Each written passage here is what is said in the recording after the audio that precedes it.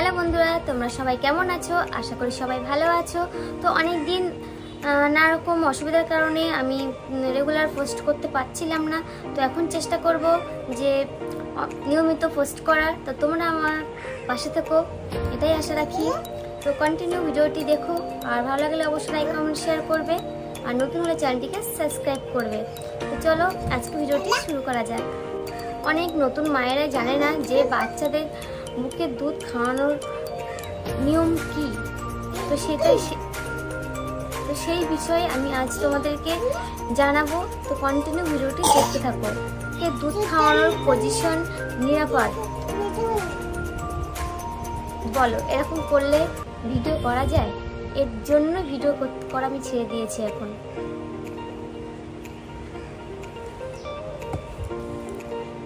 এরকম যে দুষ্টুমি করে বলো, ভিডিও করা যায় কখনো? তো আমি কি বলছিলাম যে সদ্যজাত শিশু দুধ খাওয়ানোর ঠিক পজিশন কি কি, এবং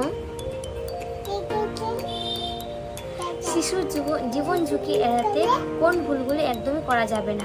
হ্যাঁ, তো চলো ভিডিওটি শুরু করা যাক। ব্রেস্টফিডিং সম্পর্কে শিক্ষার অভাবে নবজাতক শিশুর দম বন্ধ হয়ে আসা এবং শ্বাসনালীতে দুধ আটকে গিয়ে শিশু মারা যাওয়া কিন্তু দিন দিন খুবই বেড়েছে। তাই নতুন মায়েদের কাছে আমি অনুরোধ করব, ভিডিওটি পুরো দেখুন এবং শিখে নিন। প্রথমত, কষ্ট হলেও 3-4 মাস আগে নবজাতক শিশুকে শুয়ে শুয়ে বুকের দুধ খাওয়াবেন না। বিশেষ করে রাতের বেলায় নবজাতক শিশুকে ঘুমের ঘোরে শুয়ে শুয়ে দুধ দেবেন না। নতুন মায়েরা সারাদিন ব্রেস্টফিডিং করানোর জন্য ক্লান্ত থাকায় ঘুমিয়ে পড়ে, এবং ঘুমানোর ফলে কি হয়, স্তনের চাপটা বাচ্চার মুখের উপর পড়ে এবং শ্বাসরোধ হয়ে যায়। দ্বিতীয়ত, শিশুকে নিজের কোলে চিৎ করে শুয়ে নিজের ঝুঁকে স্তন মুখের ভিতর দিয়ে দুধ খাওয়াবেন না। প্রিম্যাচিউর ও কম ওজনের যে সব বাচ্চা, তারা কিন্তু স্তনের বোতল ঠিকমতো টেনে দুধ খেতে পারে না। তাই নাজেহাল হয়ে মার কোনো উপায় না পেয়ে কিন্তু এইভাবেই বাচ্চাকে দুধ খাওয়ায়। এই ভুলের কারণেই কিন্তু শিশু শ্বাসনালীতে দুধ চলে গিয়ে বা ফুসফুসে দুধ চলে গিয়ে শিশুর দম বন্ধ হয়ে যায়। নিজে পিঠে হেলান দিয়ে সোজা হয়ে বসুন। পিছনে কিছু দিয়ে আপনি হেলান দিয়ে বসবেন এবং সোজা হয়ে বসবেন। আর অবশ্যই শিশুর ঘাড় এবং মাথা শরীরের চেয়ে খাড়া করে রাখুন। অন্তত 45 ডিগ্রি কোণ করে শিশুর মাথা খাড়া করে রাখতে হবে। আমি যেমনভাবে দেখাচ্ছি, এবং আমি পাশে একটি ছবি দিয়ে দেবো, দেখে নেবেন।